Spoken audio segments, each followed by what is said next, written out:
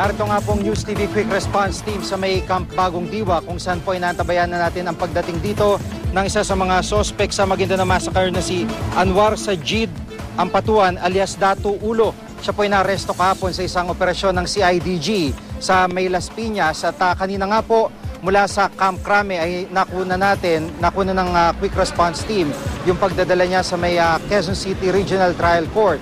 Sa sala po ni Judge Jocelyn Solis Reyes para po sa kaukulang mga proseso na kailangang gawin at commitment order. Pero nakatakda nga pong dalhin dito mamaya si Datu Ulo para isama po sa kanyang mga kamag-anak, partikular po yung kanyang lolo na si dating Maguindanao Governor Andal Ampatuan Sr. at yun yung kanya pong ama na si Anwar Ampatuan na dati pong mayor ng Sharif Agwak sa Maguindanao. Bukod po sa kanya ay dito rin po nakakulong ang ibang mga akusado sa Maguindanao Massacre case. Kanina po ay pinagbawalan ng kamera sa loob ng sala ni Judge Reyes at hanggang ngayon nga po ay